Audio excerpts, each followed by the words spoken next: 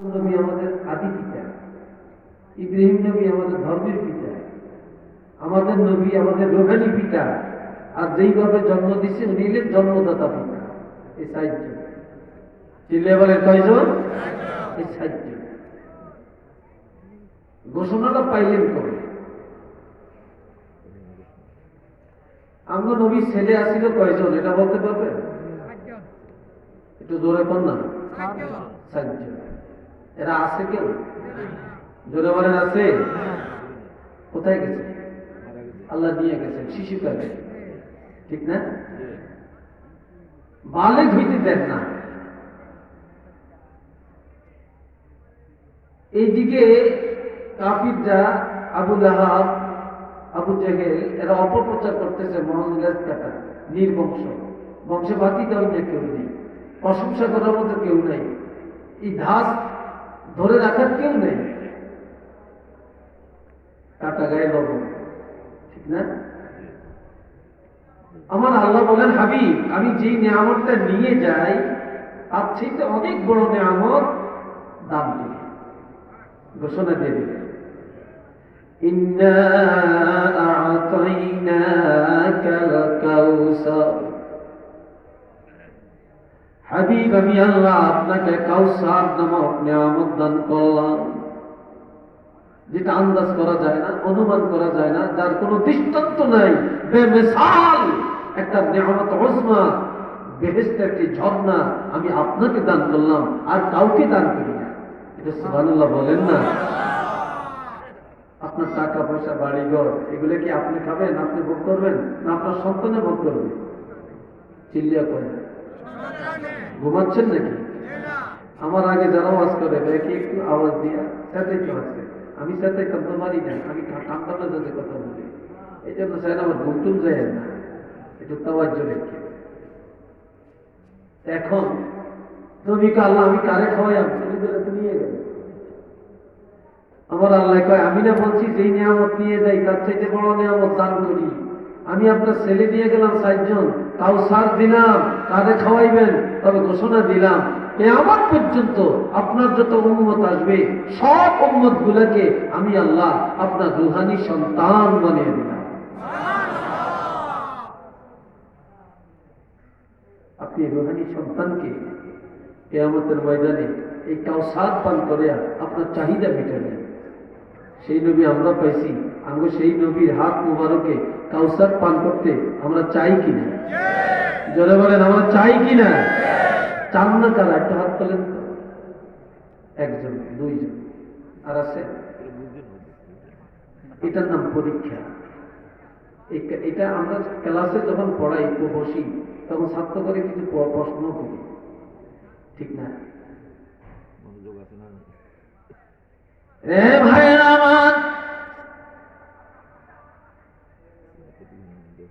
আমার আল্লাহ বলেন হাবিব আপনাকে কাউসার দিলাম, উম্মতের রুহানি সন্তান বানিয়ে দিলাম, তবে এত বড় নিয়ামত আমি আপনাকে দিলাম, আপনার শুকর আদায় করা লাগবে। কিভাবে শুকর আদায় করবেন? আমার আল্লাহ ঘোষণা দেন ফাসাল্লি লিরাব্বিকা ওয়ানহার, প্রভুর সন্তুষ্টির জন্য নামাজ আদায় করেন, ওয়ানহার এরপরে কোরবানি দেন। নামাজ হলো দেহের ইবাদত, কোরবানি হলো মালের ইবাদত। এই দুইটা যদি আপনি আদায় করেন আপনার এই নিয়ামত শুকর আদায় হয়ে যাবে। একটু চিল্লিয়ে বলুন না সুবহানাল্লাহ। আমরা তো নিয়ামত ভোগ করি আল্লাহ, কাম করি শয়তানে, ঠিক না? কাজ করি শয়তানে। আল্লাহ নিয়ামত খেয়ে তো আল্লাহরে ডাকি না, আল্লাহর ইবাদত তো করি না। এই জন্য আল্লাহ কি বলছে? আমার দিকে চাবেন, অন্যদিকে চাবেন না, সব আমার দিকে চাবেন। ফাযকুরুনি আযকুরকুম ওয়াশকুরুলি ওয়ালা তাকফুরুন। বন্দারে আমি আল্লাহকে ডাকবো, আমি আল্লাহ তোমাদেরকে ডাকবো, আমাকে স্মরণ করো, আমিও তোমাদেরকে স্মরণ করব। আমরা কিভাবে আল্লাহকে ডাকবো, আল্লাহ কিভাবে আমাদেরকে ডাকবেন? তাফসীরে রুহুল মানিতে আছে, ফাজকুরুনি বিল ইবাদাতি আযকুরকুম বিন নি'মাতি ওয়ার রাহমাতি ওয়াল মাগফিরাতি। বান্দা তোমরা আমাকে ডাকো, আমাকে স্মরণ করো ইবাদতের মাধ্যমে, নামাজের মাধ্যমে, হজের মাধ্যমে, রোজার মাধ্যমে, তেলাওয়াতের মাধ্যমে, আর আমি আল্লাহ তোমাদেরকে স্মরণ করব আমার রহমত, আমার নিয়ামত আর আমার মাগফিরাতের মাধ্যমে। একটু চিল্লিয়ে বলেন না সুবহানাল্লাহ।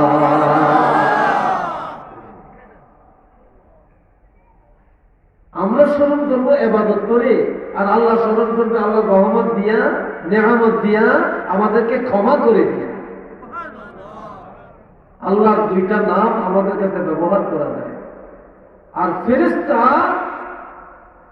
কোনো গুনাহ নাই, কিন্তু আল্লাহর দুইটা নাম ফেরেশতার কাছে অকেজ, ফেরেশতার কাছে অকেজ। আল্লাহর দুইটা নাম ব্যবহার করা যায় না, কিন্তু আমরা এত গুনাহ করি, এরপরও ফেরেশতার চেয়ে আমাদের দাম বেশি। একটু মারহাবা কর না, কি বলে? ফেরেশতার চেয়ে আমাদের দামটা বেশি না? আর ফেরেশতার কোনো অপরাধ নাই, কোনো গুনাহ নাই, যতটা পরিমাণ আল্লাহর হুকুম পালন করে, এরপরও মানুষের চেয়ে তাদের দাম কম। তারা মানুষের খাদেম। কেন? দুইটা কারণে আমাদের দাম বেশি। একটা হলো ফেরেশতার গুনাহ নাই, যার কারণে তওবা নাই, আল্লাহ ক্ষমা করতে পারেন না। আল্লাহর গাফুর বা গাফফার নামটা তাদের কাছে ব্যবহার করা যায় না। আর একটা হলো ফেরেশতার গুনাহ নাই, ঠিক আছে, কিন্তু ফেরেশতা কোনদিন আমার আল্লাহর ভয়ে চোখের পানি ছেড়ে কাঁদতে জানে না। মানুষ যদিও গুনাহগার, যখনই আল্লাহর ভয় অন্তরে আসে, যখন ওই মৌতের ভয় এসে যায়, চোখের পানি ছেড়ে আল্লাহর দরবারে কাঁদতে জানে। এই চোখের পানির কারণে আর তওবা করার কারণে আমার আল্লাহর দরবারে ফেরেশতার চেয়েও বান্দার দাম আমার আল্লাহ বাড়াইয়া দিয়েছে। উচ্চ আওয়াজে বলেন আলহামদুলিল্লাহ।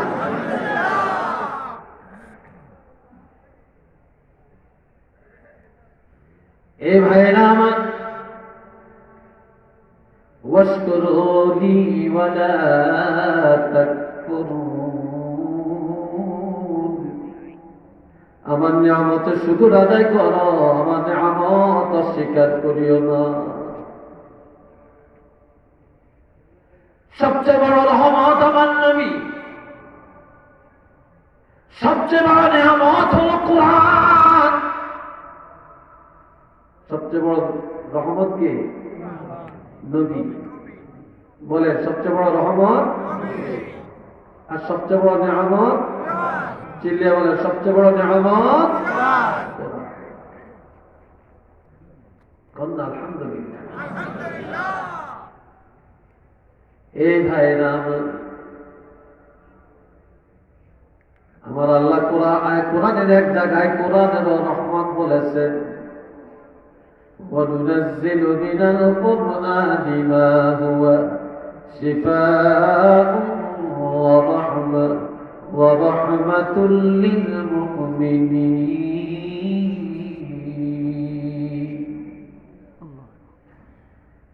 আমার আল্লাহ বলেন, আমি আল্লাহ কোরআন নাযিল করেছি ঔষধ হিসাবে। কোরআনের চেয়ে এত বড় মেডিসিন আর নাই। আর কোরআন নাযিল করেছি বিশ্বজগতের মুমিনের জন্য রহমত হিসাবে। কোরআন মুমিনের জন্য ঔষধ, আর কোরআন মুমিনের জন্য রহমত। একটু চিল্লিয়ে বলেন না আলহামদুলিল্লাহ।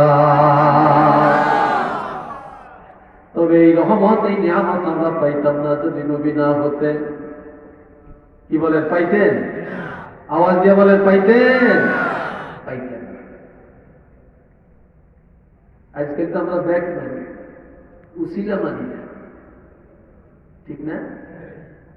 দুনিয়াতে যত নেকামল আছে সব নেকামল নাজাতের উসিলা, আর যত নেকামল আছে সমস্ত নেকামল পাওয়ার উসিলা আমার নবী। এই কথাটি কি না? আমরা কি নামাজ পাইতাম? এই ওয়াজ হইত, এই দরবার হইত, কোরআন পাইতাম, হজ পাইতাম, আসমান জমিন আল্লাহর যত মাখলুক আছে কিছু পাইতাম? কিছুই তো পাইতাম। সব পাইছি নবীর উসিলায়। সবাই বলেন আলহামদুলিল্লাহ। এই জন্য নবী বলেছেন, উম্মতেরা আযানের পরে আমার জন্য একটু দোয়া করিস। আযানের পরে আমার জন্য একটু, এটা জানেন আপনারা? রাসূল যে দোয়া চাইছে, নবী কি দোয়ার দরকার আছে নাকি? এটাও শান, এটাও শান। আমরা ইমামের কাছে দোয়া চাই, মুয়াজ্জিনের কাছে দোয়া চাই, পিসাবের কাছে দোয়া চাই, কিন্তু রাসূল কি বলছেন? তোমরা ইমামকে বেশি দোয়া করো, তোমরা মুয়াজ্জিনকে বেশি দোয়া করো, তোমরা আলেমকে বেশি দোয়া করো। আমরা এখন তো দোয়া নিতাম জানি, দোয়া করতে জানি।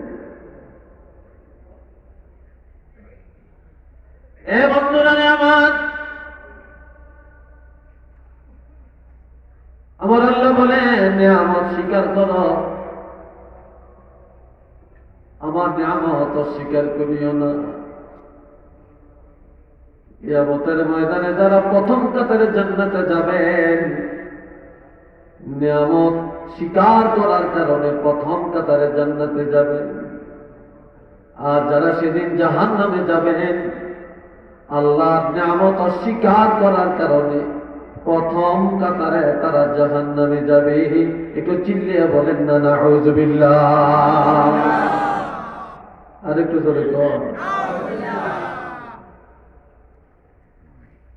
নবী পাইলাম রহমত, কোরআন পাইলাম আমরা নিয়ামত, মা বাপ পাইলাম নিয়ামত, নামাজ পাইলাম নিয়ামত, তওবা পাইলাম আমরা নিয়ামত হিসাবে। একটু চিল্লিয়ে বলেন না আলহামদুলিল্লাহ। আবার কি শুনেন, আমরা সবাই মিলাদ করি, মিলাদের আগে দিয়ে একটা আয়াত পড়ি, কিন্তু আয়াতের ব্যাখ্যা জানি না। মা কানা মুহাম্মাদুন আবা আহাদিন মিন রিজালিকুম ওয়ালাকিন রাসূলুল্লাহি ওয়া খাতামান নাবিয়্যিন। এই দোয়াটা পড়ে আমরা মিলাদ শুরু করি। এই কি হয়েছে তোমার? লাফাও পেলে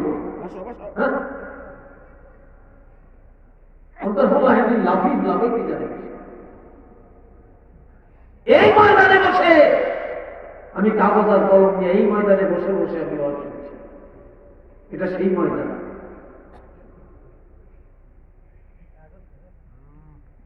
বিশেষ হয় না আপনাদের? এই ময়দানে বসে আমি কাগজ আর কলম নিয়ে বসে থাকি, আর অন্তর বলে গেলে লাভ না।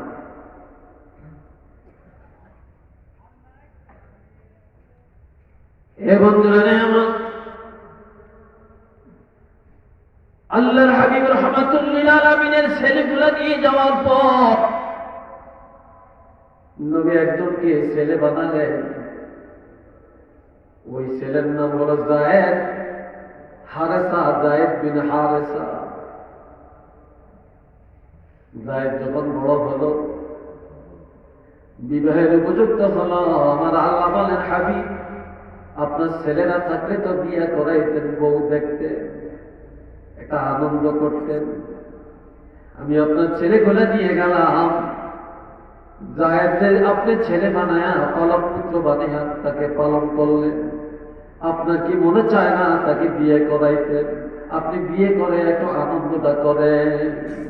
তার তো গার্জিয়ান নাই, আপনি তো গার্জিয়ান। এখন নবী তার বিবাহ ঠিক করলেন। নবীর এক ফুফাতো বোন, নাম হইল জয়নব বিনতে জাহাস,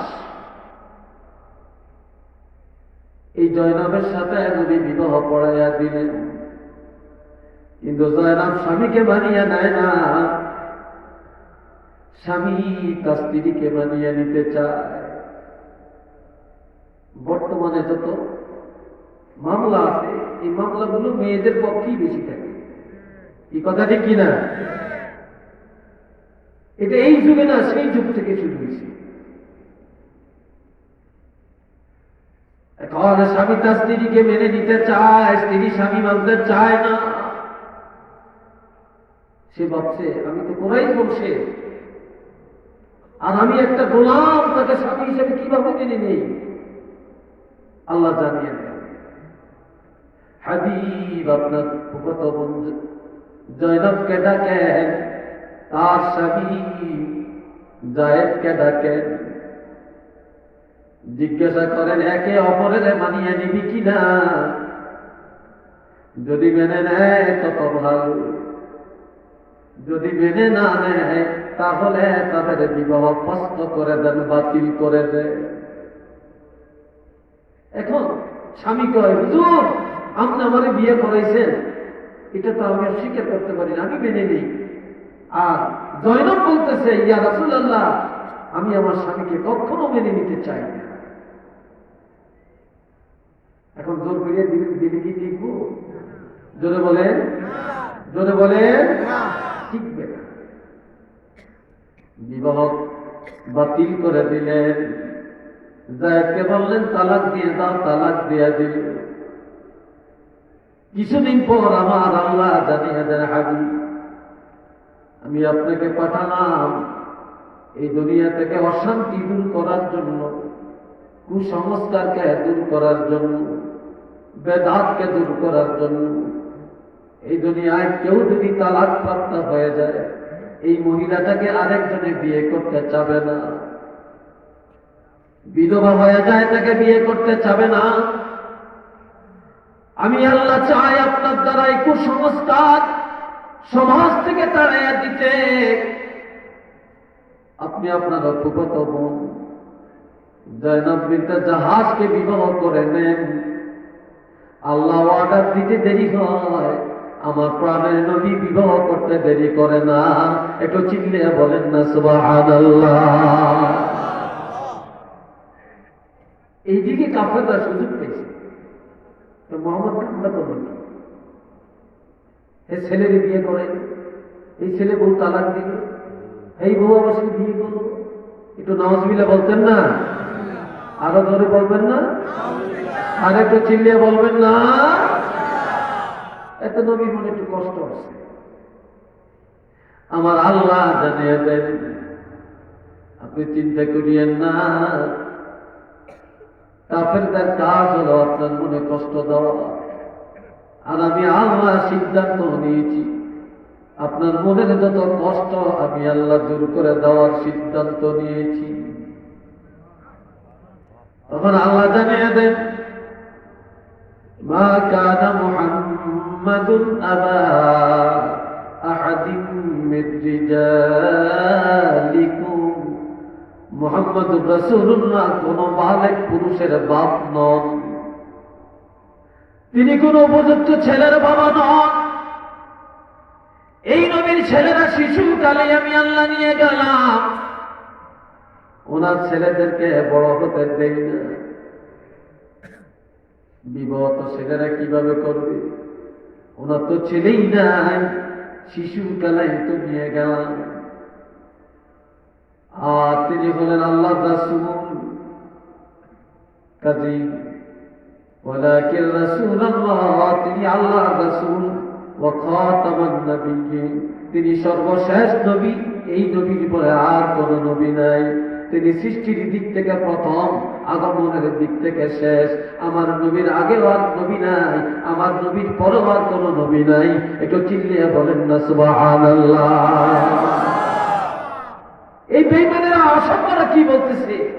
এই ছেলে তো সেই ছেলে নয়, এটা তো মানব পুত্র, এটা তো নবীর ছেলে না।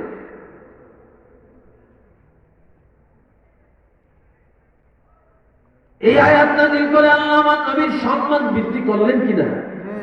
জোরে কোন? আল্লাহ বৃদ্ধি করে দিলেন। আল্লাহ নবীর সম্মানে আরেকটা আয়াত নাযিল করলেন। একদিন মক্কার কাফিররা বিশাল একটা জলসার আয়োজন করে। ওই জলসার আয়োজন করে আবু জেহেলকে বলে, আবু জেহেল, তুমি মুহাম্মদের কি মনে করো? মুহাম্মদ যে নবী দাবি করে, এক আল্লাহর দাওয়াত দেয়, এই ব্যাপারে তোমার মতামতটা কি? আবু জেহেল বলে, মুহাম্মদের কি মনে করব? তবে রাসূল বলা যাবে না, নবী বলা যাবে না, শেষ নবী বলা যাবে না, তবে বলা যাবে মুহাম্মদ ইবনে আব্দুল্লাহ, আব্দুল্লাহর ছেলে। এর বাহিরে কোনো কথা নাই, পরিচয় নাই। একটু চিল্লিয়ে বলেন না নাউযুবিল্লাহ।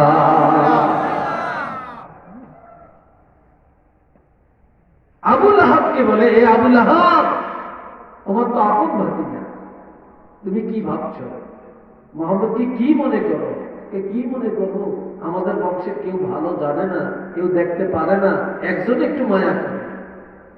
এই একজনকে তো মুহাম্মদের দাদা আব্দুল মুত্তালিব, এছাড়া কেউ না।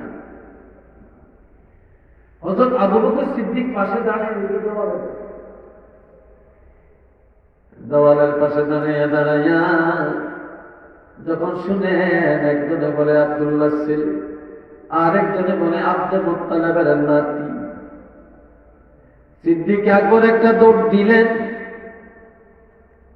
স্টেজের মধ্যে দাঁড়াইয়া হাজার হাজার কাফেরের সামনে হাত উঠে বললেন, সাবধান করে দিলাম, মুহাম্মদ আব্দুল্লাহ ছেলে নয়, আব্দুল মুত্তালিবের নাতি নয়।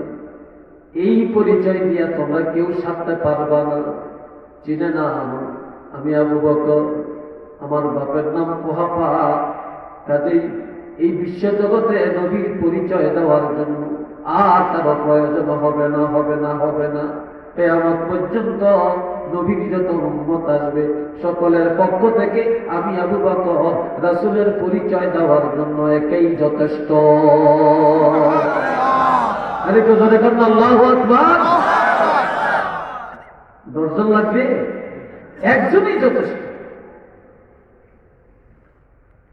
এবার তিনি পরিচয় দেন আল্লাহর কোরআনের দলিল দিয়া, ওয়ামা মুহাম্মাদুন ইল্লা রাসূল, মুহাম্মদ আর কেহই না, তিনি হলেন একমাত্র আল্লাহর রাসূল। আবু জাহেলের দৃষ্টিতে নবী যেমন, তেমনই তার মুখ দিয়ে প্রকাশ হয়। আবু লাহাবের দৃষ্টিতে নবী যেমন, তেমনই তার মুখে প্রকাশ পায়। সিদ্দিক আকবরের দৃষ্টিতে নবী যেমন, তেমনই তার মুখ দিয়ে প্রকাশ পায়। দুনিয়াতে সবাই একরকম নবীর প্রশংসা করতে জানে না। যে নবীকে যেমন জানে, তেমনই তার মুখ দিয়ে নবীর প্রশংসা বের হয়। একটু চিল্লিয়ে বলেন না সুবহানাল্লাহ। আমার আল্লাহ আরো জানিয়ে দেন, قد خلت من قبله الرسل, এই নবীর আগে অসংখ্য নবী রাসূল এসেছিলেন, তারা সব চলে গেছে। তাদের ধর্ম, কর্ম, আচার বিচার বাতি। মুহাম্মদুর রাসূলুল্লাহ এমন একজন নবী পাঠালাম, আফা ইম্মাতা, তিনি যদি ইন্তেকাল করেন, আও কুতিলা, অথবা শহীদ যদি করা হয়, তিনি যদি শহীদ হয়ে যান, আপা ইম্মাতা আও কুতিলা ইনকালাবতুম আলা আআকাবিকুম, তোমরা কি মুখ ফিরিয়ে নিবে, অর্থাৎ অবলম্বন করবে, অস্বীকার করবে? না না না, আর কোন নবী আসবে না, আর কোন কোরআন আসবে না, আর কোন ধর্ম আসবে না। এই নবী ইন্তেকাল করল, এই নবীর রওজা পাকে হায়াতুন নবী, কিন্তু কিয়ামত পর্যন্ত এই নবীর আদর্শ এই জমিনে চলবে। এই নবীর মত, এই নবীর পথেই তোমাদের চলা লাগবে। একটু চিল্লিয়ে বলেন না সুবহানাল্লাহ। আরেকটু জোরে কর। আসেন এবার আরেকটা আয়াতে যায়। কষ্ট হয়, বিরক্ত ভাবছেন? কথা চলবো নি? আরেকটু রাজি আছেন? আসলে কি রাজি আছেন না জোরে তাইসে বলতেছেন? মাশাআল্লাহ। এ ভাইরা আমার আল্লাহ জানিয়ে দেন, হাবিব ইন্না আরসালনাকা শাহিদান ওয়া মুবাশশিরান ওয়া নাযীরা ওয়া দাঈয়ান ইলা আল্লাহি বিইذনিহি ওয়া সিরাজাম মুনীরা। আমি আপনাকে পাঠালাম সাক্ষ্যদাতা করে, আমি আপনাকে পাঠালাম জান্নাতের সুসংবাদ দেওয়ার জন্য, আমি আপনাকে পাঠালাম জাহান্নামের ভয় দেখাবার জন্য, আমি আপনাকে পাঠালাম আমি আল্লাহর পথে মানুষকে ডাকার জন্য, আমি আপনাকে পাঠালাম সিরাজাম মুনীরা, জ্বলন্ত আগুনের বাতি হিসাবে। এটা মারহাবা কর। কিছু মানুষ ঘুমাচ্ছেন, এই দুই আগে একটু করিয়া মাথাটা ভালো ঘুমাইতেছেন, ঘুম যাইতে নিয়েছে, ঘুম যাই একটু বলে মনে হচ্ছে এখন ঘুম যাই আজকে আছে। রে বাবা জিনামান, এখন আসেন আমার আল্লাহ বলেন আমি আপনাকে সিরাজাম মুনীরা করে পাঠালাম। দুনিয়াতে যত বাতি আছে এগুলা আলো, সূর্য একটা নূর, এটা একবার উদয় হয় আর একবার অস্ত যায়। চন্দ্র এটা একটা নূর, একবার বড় হয় আর একবার ছোট হয়। তারকা একবার দেখা যায় আর একবার দেখা যায় না। চেরাগ জ্বালাইলে জ্বলে, ফু দিলে নিভে যায়। বিদ্যুতের আলো সুই টিপ দিলে জ্বলে আর এক টিপ দিলে নিভে যায়। আর আমার আল্লাহ বলেন আপনাকে বানাইলাম সিরাজাম মুনীরা। এটা সূর্যের মতো না, চন্দ্রের মতো না, তারকার মতো না, বিদ্যুতের মতো না, লাইটের মতো না, চেরাগের মতো না। ফু দিয়া নিবাইতে পারবে না, ব্যঙ্গ করে পারবে না, বিদ্রুপ করে পারবে না। কেননা এই বাতি কেউ জ্বালায় না, এই বাতি আমি আল্লাহ নিজের হাতে জ্বালিয়ে দিলাম। তিনি রহদা পাকে চলে গেলেও এই বাতিটা নিবানের ক্ষমতা কারো নাই নাই নাই। এই বাতি আমি আল্লাহ জ্বালাইলাম, এটা কিয়ামত পর্যন্ত একইভাবে জমিনে জ্বলবে।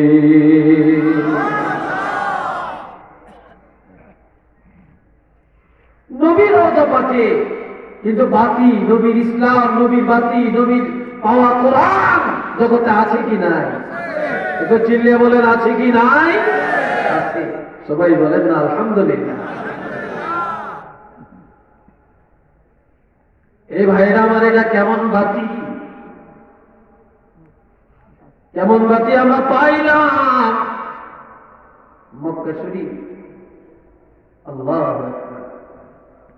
এক রাকাত নামাজ পড়লে 1,00,000 রাকাতের সওয়াব হয়, ঠিক নেই? কেন? মক্কার চতুর্দিকে কোন দিকে 3 কিলো, কোন দিকে 3.5 কিলো। এটা হেরেমের অঞ্চল। এতটুকু জায়গার মধ্যে গেলে মানুষ নিরাপদ। সেখানে একটা মাছিও মারা যাবে না, একটা পিঁপড়াও মারা যাবে না, ঝগড়া করা যাবে না, গাল মন্দ করা যাবে না। এইটুকুর মধ্যে যদি নামাজ আদায় করেন, কোনো ইবাদত করেন, 1,00,000 গুণ বেশি সওয়াব আপনি পাবেন। বাইতুল্লাহ শরীফে যখন জামাত শুরু হয়, হায় হায় কত দূর পর্যন্ত জামাত চলে যায়। আপনি যেখানেই দাঁড়াবেন সেখানেই আপনি 1,00,000 গুণ বেশি সওয়াব পাবেন। এ ভাইয়েরা আমার, এই মক্কার জমিনে আমার নবী আগমন করেছেন।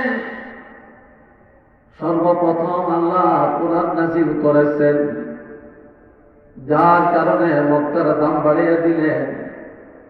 মদিনায় 1 রাকাত নামাজ বা কোন ইবাদত 50,000 গুণ বেশি সওয়াব। এর হাদিস আছে 1,000 গুণ বেশি সওয়াব। তবে এই সওয়াব এত বেশি কেন? একদিকে নবী হিজরত করে মদিনায় গেলেন, আর একদিকে নবী মদিনায় যাওয়ার পরে আল্লাহ কোরআন নাযিল করলেন, আর মদিনার সম্মান আল্লাহ বাড়াইয়া দিলেন। বাইতুল্লাহ কাবা, আরশে আজিমের কাবা, সারা জগতের কাবা, জান্নাতের কিবলা আমার আল্লাহ মদিনা মুনাওয়ারা বানাইয়া দিলেন। তো জোরে কর না ভাই।